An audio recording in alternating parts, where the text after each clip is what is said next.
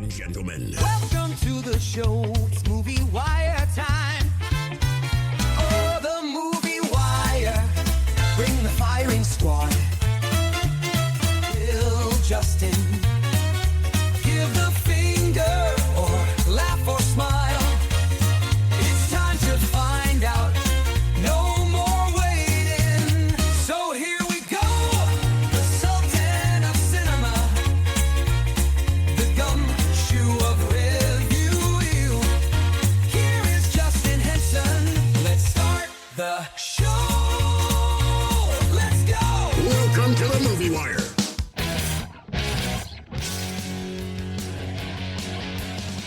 Welcome to this week's edition of the Movie Wire. I'm your host, Justin Henson, and welcome to the show. We've got a big show this week with 4 new movies to review, with all 4 playing in theaters right now.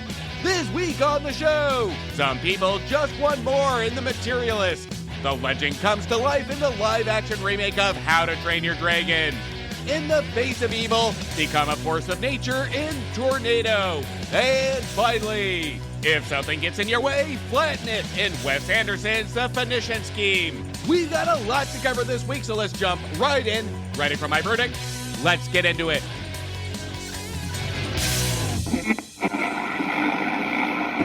Out of the windows to watch a roar and a bursting of flame. The Movie Wire podcast. There it is. You need people like me. The Wire. And here we go.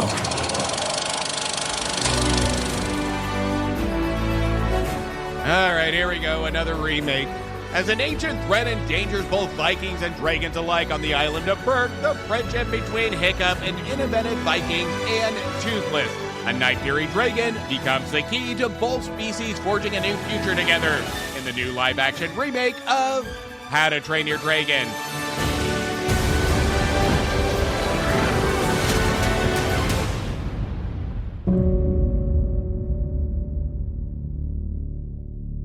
We're all descendants of the finest dragon fighters from everywhere the Vikings ever traveled.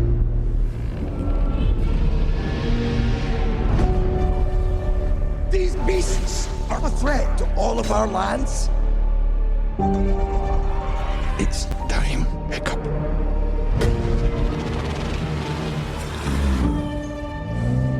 I have to kill you. I will, because I'm a Viking. Hear that? I'm a Viking!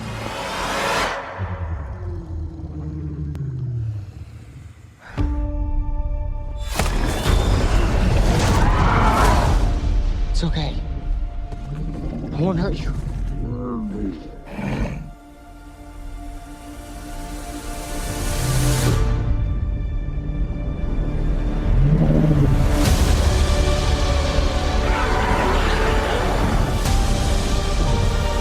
Maybe they're not as bad as we think they are. In case you forgot, our parents' war is about to become ours. Figure out which side you're on.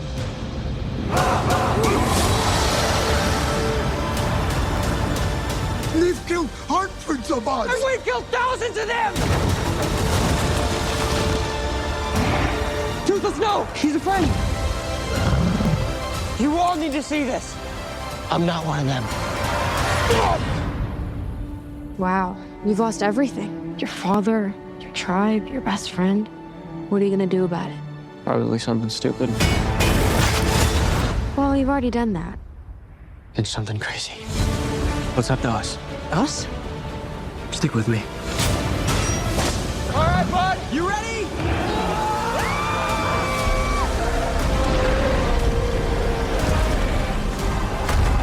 Come on!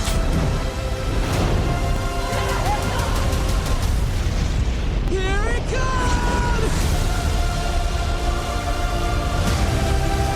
The terrible terror! It's like the size of my... Now, I'm not going to go into another long-winded description of live-action remakes, but I will say this. When it gets to the point where filmmakers need to ensure that lipstick is put on our cast, hair is perfectly placed, makeup is colorful, or a face without flaws, or the dialogue delivery is that out of a Broadway show, or do I say, an animated movie? Then what is the fucking point of making a live-action remake if you're going to do nothing? You're going to change nothing, especially bringing back director of the 2010 film Dean DeBlois. I have always said that I am not against remakes because I can appreciate a different take, a different vision, another creator's vision of a story. But here's the mere fact that these are the most well-kept, good-looking Vikings in cinema history that caters to still a target, I think, of a children's audience. What is the fucking point? The characters are all dolled up to look like teens that are going to a Viking-themed high school dance. This is the How to Train Your Dragon Twilight Edition. But instead of glitter on the characters, we get Viking attire. Okay, with that said, if we look at How to Train Your Dragon as an individual movie, is it entertaining? The answer is yes. Is it fun? Yes. But that's me as an adult. The main question should be and is, will this intended family film be enough to entertain the kiddos? And this is where it's going to get sticky. The answer is going to be up in the air at one point, whether it was my theater or the way the movie was shot. This movie is extremely dark in the beginning, and it takes us time between the dragon scenes to build our characters. Our characters interact in a situational way, as if we already know who they are and we lack any emotional attachment. So with our director DeBlois' character direction, he appears to want it aimed at a kid's movie with the character's dialogue delivery, with dragon designs that could be frightening to kids, with a tone set for adults, and with character chemistry that looks like it was meant for teens.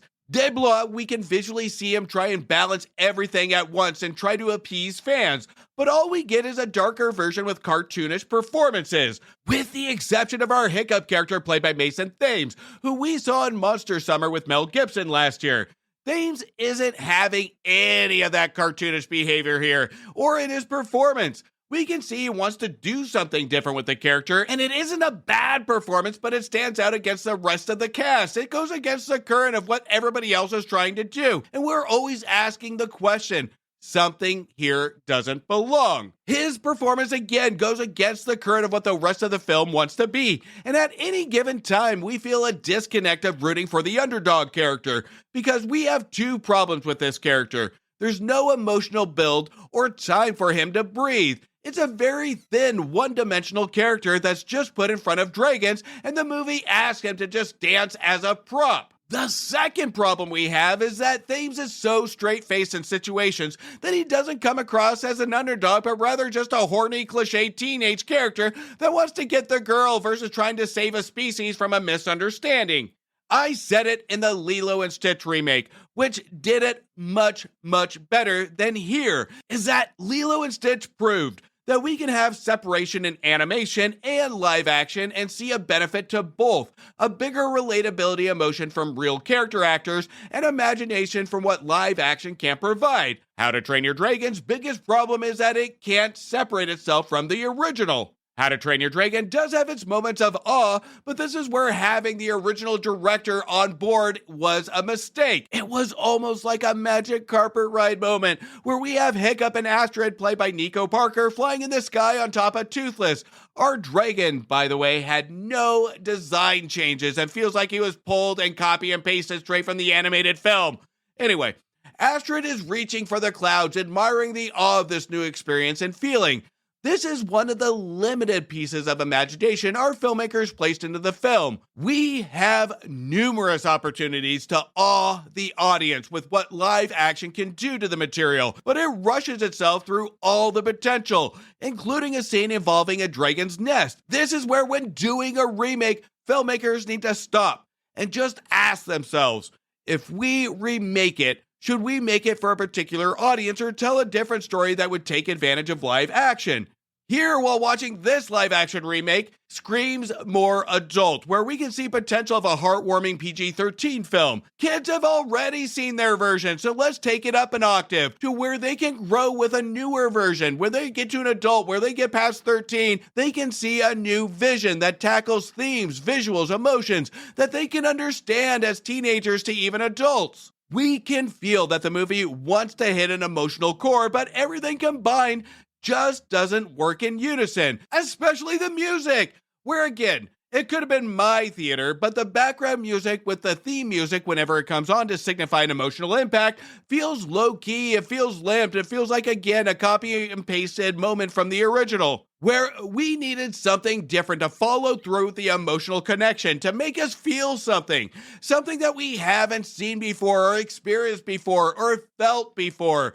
How to Train Your Dragon isn't a bad movie. It's a frustrating one because I can see what it's trying to do and I can see what its potential is. It has moments that shine, but it never really gets there. It will do its job at entertaining ages 10 plus, but at the end of the day, it makes us question, what is the point? This is a film that is perfect for the summer. It does the job by getting people out of the heat and into air conditioning for a couple of hours with some eye candy entertainment, but right when you leave, you get that feeling of the air conditioning at home breaking down in the middle of a heat wave.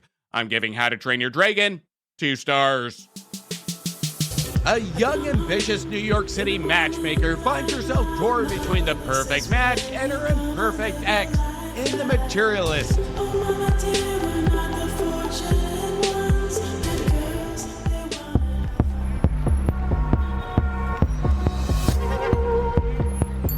Hey, are you single? I'm a matchmaker. Give me a call if you want to meet somebody. I deserve someone who fulfills all of my criteria. Nothing over 20 BMI. I don't want someone who likes cats. I'm trying to settle. I promise you're going to marry the love of your life. How many marriages are you responsible for now, Lucy? 9. If the girl asks for a call, drink of water, with a salary over 500 grand, you deliver. You're the matchmaker. You want a drink? Sure. Coke and beer. Hey, buddy. Hi, John.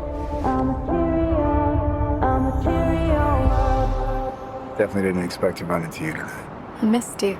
Yeah, you don't even remember my face. Lucy M., the Eternal Bachelorette. You can do better than me. My instincts are usually right. Hi. Wow. You know how to do the math, don't you? You are what we call a unicorn. An impossible fantasy. How much is this apartment? 12 million. Not gonna marry him, are you? Why not? Because he's good looking and rich. Probably doesn't have roommates. Is that my charger? When I see your face, I see wrinkles and children that look like you. So where does that leave us? What are you thinking about? I don't think I'm very good at my job anymore. We promised them love. But the math doesn't add up. Why does anyone even get married? Because they're lonely.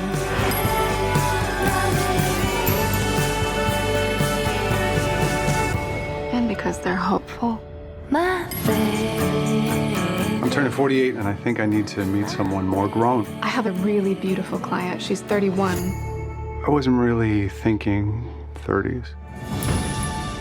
Now, on the surface and the marketing, Materialist feels like another situational rom-com, and even with the first act, plays like a safe romantic movie that's going to turn cliche after cliche to the point I question why Pedro Pascal would pick a movie like this. And even Chris Evans! Okay, maybe not Chris Evans. Or even question why Dakota Johnson picked this role.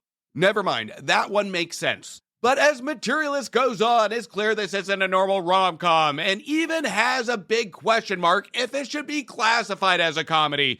Materialist is an ugly film that tackles dating at an older age, and it isn't all sunshine and rainbows. The movie is filled with words and phrases as hopelessness, settled, desperate, am I good enough, am I not good enough, love or money, I'm running out of time, to even calling marriage a business deal. Now, To be clear, Materialist is a film, and it's an ugly film. It's a brutal film. But that's also what it seeks out to be, which is a brutally emotionally honest film about dating in our middle-aged adult times that some might be put off by.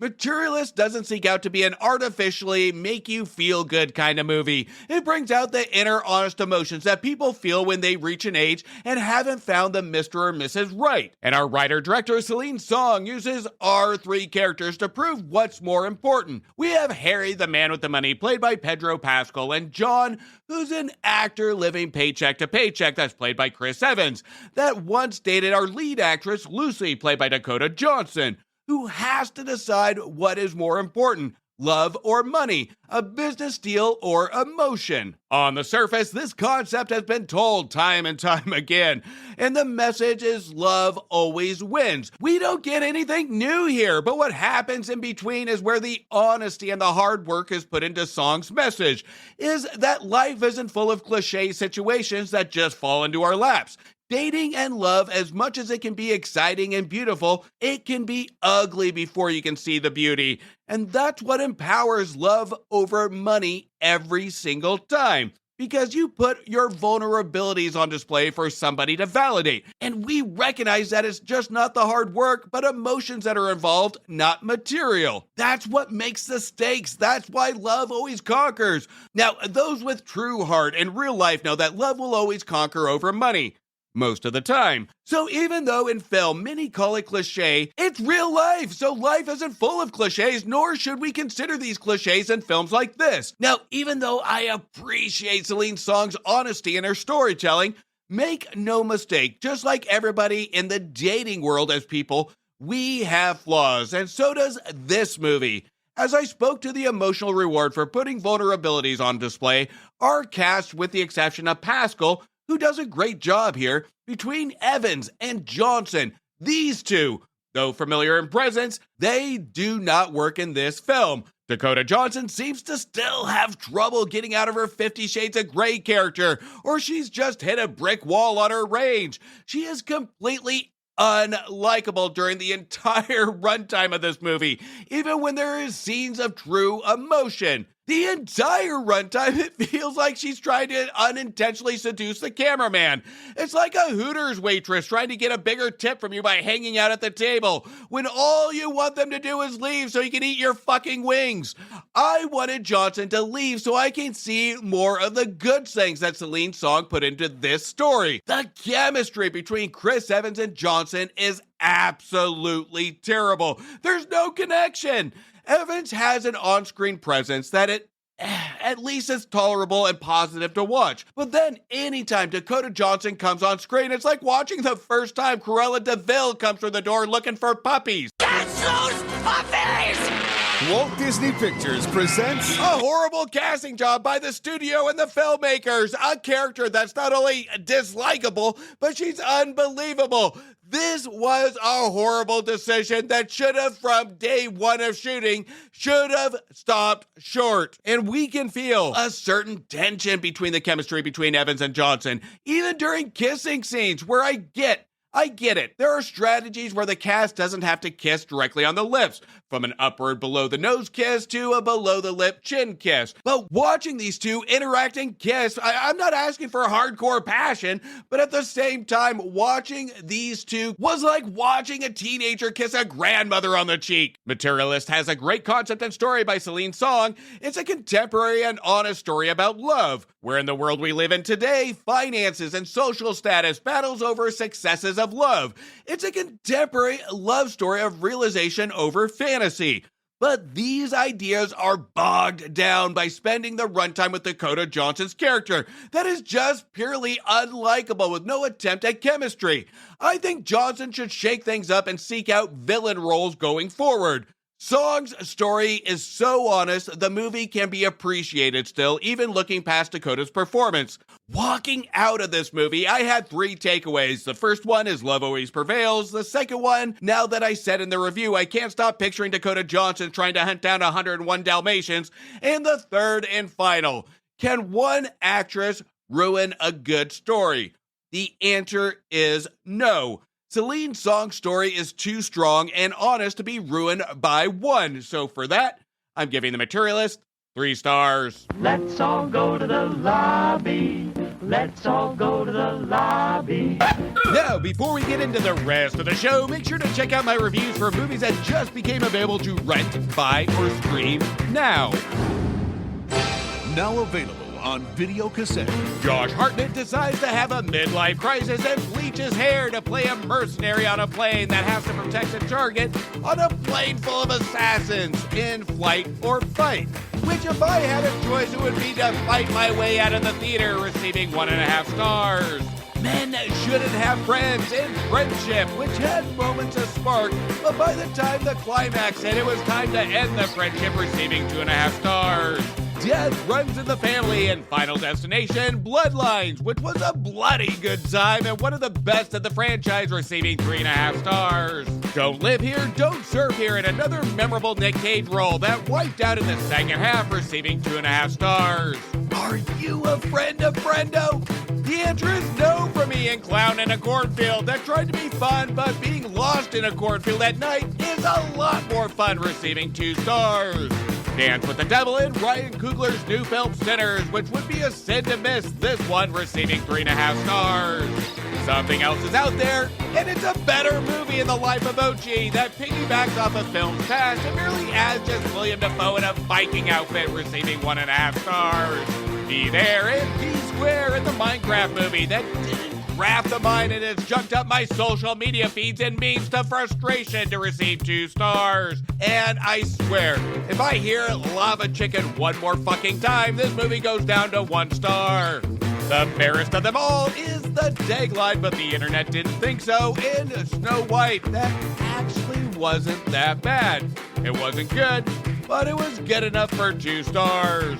Anthony Hopkins plays a cat and mouse game with Bill Skarsgård in a locked luxury vehicle in Locked, which in the moment was entertaining until the climax, where given the 2 fine actors, we should have gotten more, receiving 2.5 stars. The future favors the brave, and the brave was the ones that bought a ticket to yet another meh Marvel movie in Captain America Brave New World, receiving 2 stars. Then finally, Porky Pig and Daffy Duck are Earth's only hope in their first big screen team up in The Day the Earth Blew Up, a Looney Tunes movie that was as loony as it was touching and entertaining, receiving 3.5 stars.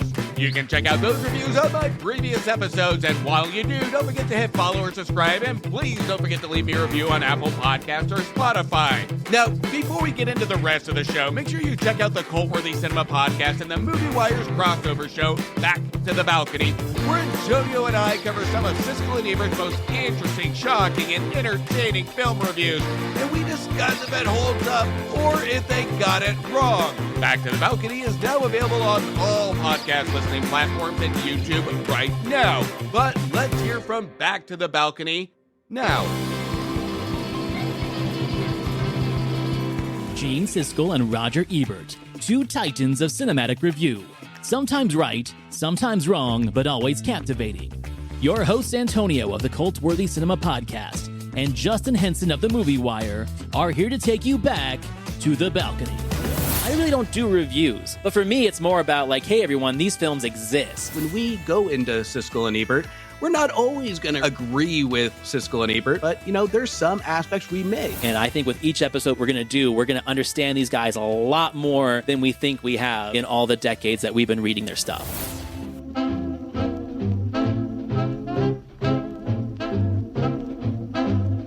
Wealthy businessman Zsa Zsa Corda appoints his only daughter, a nun, as sole heir to his estate. As Corda embarks on a new enterprise, they soon become the target of scheming tycoons, foreign terrorists, and determined assassins. In Wes Anderson's The Phoenician Scheme. At this moment, rescue workers are laboring to recover and identify the remains of Zsa Zsa Corda, international businessman, maverick in the fields of armaments and aviation, among the richest men in Europe. This was Corda's 6th recorded airplane crash. He is survived by 10 children, 9 boys, 1 nun, his daughter Liesl. I've appointed you sole heir to my estate, which you may come into sooner rather than later. Why? It's been 6 years since our last meeting. I have my reasons. Which are what? My reasons? I'm not saying. I'm saying I'm not saying. Corda Land and Sea Phoenician Infrastructure Scheme. My most important project of my lifetime.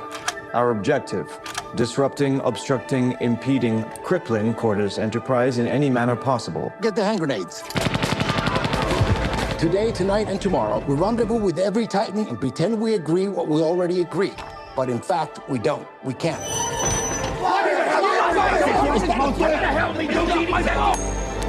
Call it. Heads. Heads.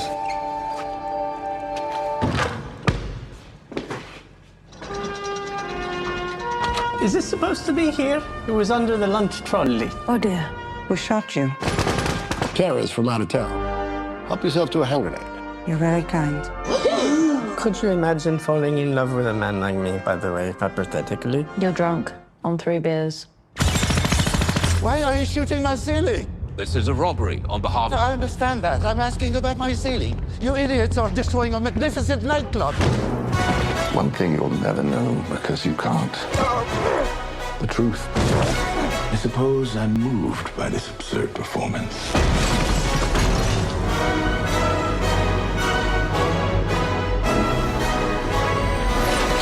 I recognize this assassin. Go now. Suicide panel. Where's my father? Take this miserable sin into the company. You know, there is a thought that came over me after watching a transition shot for the Phoenician Scheme. If we stripped away well-known actors and put just, I don't know, B-list actors in, took away the name Wes Anderson, that has become a well-known name for his unique, ongoing, mind-challenging dialogue and delivery. If we took all that away, would these films be any good? Would we take them seriously? My opinion, the answer is no. But we can't look at a film that way because it's about the holistic combinations between what's on screen and what's behind the screen, what prepped the screen in pre-production, and what happened in post-production, the holistic experience of a film. But there was a transition shot in the Phoenician Scheme that took me out of what I call the Wes Anderson trance, where I defined it as a lot of well-known actors speaking lines very quickly to the point your mind goes numb and it puts you in almost a hypnotic trance. And that's not necessarily a bad thing, because if it's interesting enough for you to hang on to the words, the delivery, it's doing its job. But back to my main point. There was a transition in the film that was so bad, it snapped me out of this trance to realize, am I just being fooled? Have I just been fooled on thinking a film is smarter than what it is? It was a very amateurish transition shot, and I know it's something very, very small, but it's something that was very prominent. And then I started paying attention to not just the dialogue, I started to peel the onion back in the storytelling. Another flaw that came to the surface is, yes, the dialogue is clever at times, but then it started to just compile in my mind that this is just a couple hours of word vomit that each character delivers in the same tone with no build of chemistry. And this is all unique, fine and dandy for Wes Anderson fans and his early work in particular. But for Wes Anderson to make it work, the story has to work. And between Asteroid City and now the Phoenician Scheme, this is where it's starting to show that Wes Anderson needs to change things up because the stories don't match his clever writing dialogue that he's aiming for. Now, just to be clear, there's no doubt in my mind that Wes Anderson is a visionary. He's talented. He has a vision when he writes, and he has a vision to take his writing to the big screen with a message to tell, along with his writing and wit. That is a unique taste, just like any kind of humor. But here it becomes a chore because we are solely banking on our businessman, Zaza Corda, played by Benicio del Toro, to drive the entire movie. We don't get an ensemble feel as we did from his previous Anderson films. Now, Corda, again played by Del Toro, has survived 6+ assassination attempts that we learned early on in the movie. Corda decides to leave his estate to his daughter Liesl, played by Mia Thruppleton, who is the only girl out of 9 kids and is also practicing to be a nun. Corda hasn't seen Liesl in 6 years. This is a good setup for some great chemistry build between the two. But with Anderson's style and at times story, sets up a challenge for Wes Anderson, and we will see that prominent as the film goes on. The film follows Corda and Liesel, along with an insect school tutor, Bajorn, played by Michael Cera, who travel from one business partner to another to make some deals to fill the gap in their stock that was being manipulated. Each business meeting we can feel wants to make a memorable situation, and starts off on a high note with brothers Leland and Reagan, played by Tom Hanks and Bryan Cranston, as Corda plays a game of basketball to close a deal. But then, with each visit after that, Anderson doesn't seem to know where to take the movie or how to make each visit unique. It becomes almost like a chore to watch. There's nothing that really stands out in uniqueness other than what we've already seen from Wes Anderson, other than making a platform for each character of the movie to deliver their dialogue, as if watching countless graduation speeches that all have the same tone and speed of delivery. And with Del Toro leading the charge in the lead role, it isn't that his performance is bad, but there isn't much for the other characters to do. And we get these glimpses of moments when a familiar actor comes on screen, and we greet them with a semi-smile because it's a joy to see a familiar face. But then we only spend a moment until we go back to the Del Toro show. Once we get past the idea of who Del Toro's character is and what he's all about, there's nothing else left to the imagination or wonder or surprise with this. We learn his intent of his persona early in the film. And once that's done, there's really nothing left of engagement to hold on to this character, other than just their mere situations. But what does keep some of the engagement afloat is the production design. Visually, the Phoenician Scheme is one of Anderson's richest films to date. Production designer Anna Stockhausen and cinematographer Bruno Del Bono build an eye-pleasing crafted world that does separate itself with each business meeting. Each frame is carefully arranged, colors coordinated, props placed like Clue in a diorama, and we've seen that in Anderson's films past, where the film feels like you're living in a diorama. The camera movements really support this intimate setting. Anderson's commitment to visual composition to contradict his chaotic character deliveries give us almost a mental break from the consistent, ongoing dialogue. The visuals, the colors, the tone sets the normal Anderson tone of just being Matt. But here, this is where it stands on its own to be a little bit different, that the flatness that we see is not a bug, but a feature. I have always appreciated the tone and production design of Anderson films because it really does contradict what he's trying to deliver. At times, does it distract from the dialogue? Yes, but here it's the biggest thing I look forward to in Anderson films is the visual appeal. And it doesn't disappoint here. The Phoenician Scheme is as Wes Anderson as it gets, and followers and fans will get exactly what they expect. But for me, it always felt like something was missing from our characters, where it always felt like they should have had a bigger part in the story progression. The performances are equal to a Wes Anderson directed story, but where the problem lies is we get too much too soon and leaves little room in the stomach for a main course at the end. I'm giving the Phoenician Scheme 2.5 stars.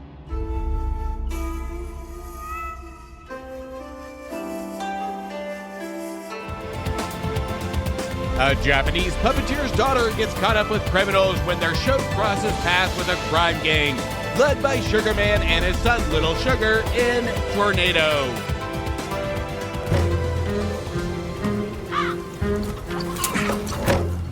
What do you want? It's blowing through. Then keep on blowing. Burn it down.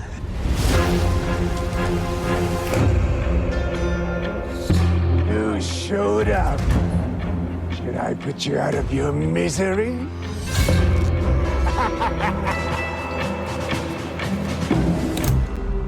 There's nothing of yours here. Tornado, listen to your father.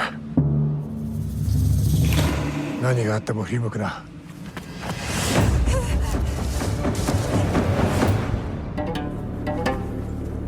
Find her. Find her or I'll kill you. My father is a samurai. You are your father's daughter. Really, am I a samurai? Am I a killer? You are Tornado. Tornado. Remember what I said. 戦いで生を望む者には死あるもの。That's my father's sword.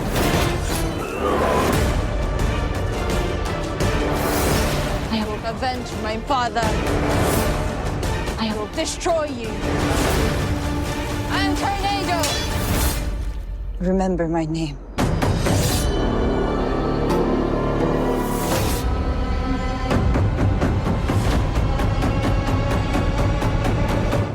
Now, with some exceptions, I've said in the past that one should be able to close their eyes and through proper filmmaking, dialogue delivery, sound, music, etc., one should be able to grasp a story in film. But like I said, with some exceptions, and the new film Tornado tries to be that exception through its visuals.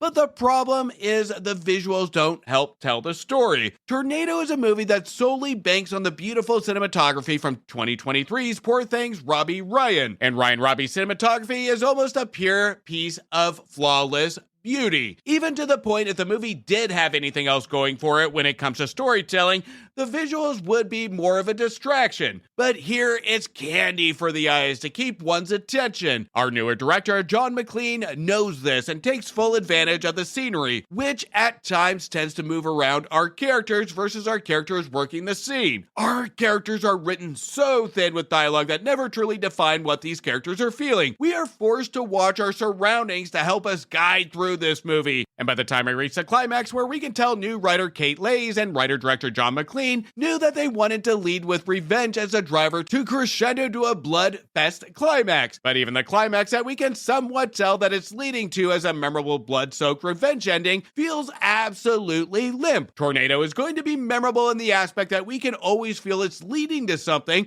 but it leads to absolutely nothing. And the memorable feeling we get as we leave the theater is just being pissed off. Tornado is just a mere wink at themes, films past, almost deja vu of better films of his genre and subgenres. It never really commits itself to what it wants to be, but feels more like a PG version of revenge films. It plays everything so safe while the filmmakers in the background except the director are pointing out greatness that's being ignored. And what a shame, even with such a talented cast. Even with a cast we know can be great, but are extremely limited in dialogue or screen time. Even taking Tim Roth, who plays our main antagonist, Sugarman, in search of his bag of gold that Tornado has hidden. He merely has one-sentence lines and gives facial expressions into the camera, even though an easy payday for him. Use the talent you have at full advantage.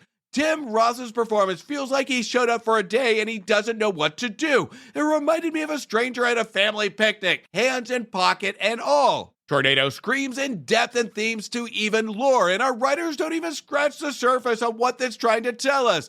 The dialogue is so limited.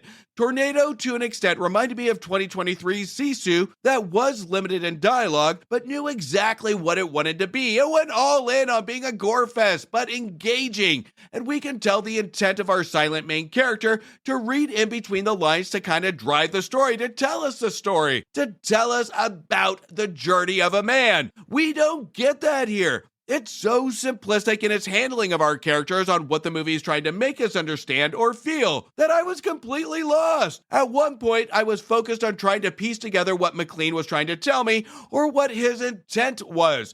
My brain went into shutdown mode, where my eyes were literally going from each side of the screen, at least taking in the beauty of the cinematography, because nothing else of purpose was happening. And, you know, I can appreciate the subtle lore, the nod to samurai or even some grindhouse films past, and it even made me want to revisit better films of the past, like Lady Snowblood from 1973. John McLean, I can tell, wanted to make a movie to pay homage to films past like Snowblood, but didn't know how to write it, to make it feel copied, or how not to direct it to make it feel repetitive. So the ending result is safe characters, safe themes, safe violence, and a revenge that should be ravage, but feels, what's the magic word of the day?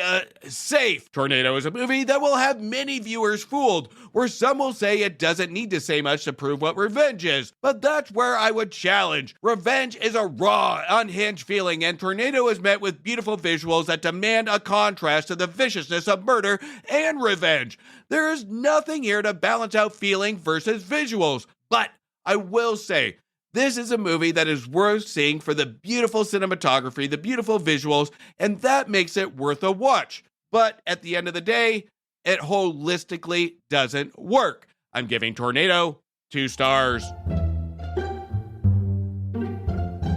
And that's a cut on this week's edition of The Movie Wire. I want to thank you for listening and thank you for your support. You can also show support by following me on Instagram, Blue Sky, X, Thread, Facebook, TikTok, YouTube, and Letterboxd at Movie Wire Show. And please don't forget to leave a review on Apple Podcasts or Spotify. And if you haven't yet checked out the Cult-Worthy Cinema Podcast and the Movie Wire's crossover show, Back to the Balcony, make sure you do. Again, the link of that show will be in the description of this episode. Until next week, do me a favor. Make sure you stay for after the credits to show the respect to those that put their blood, sweat, and tears into making a feature film and support your local movie theaters.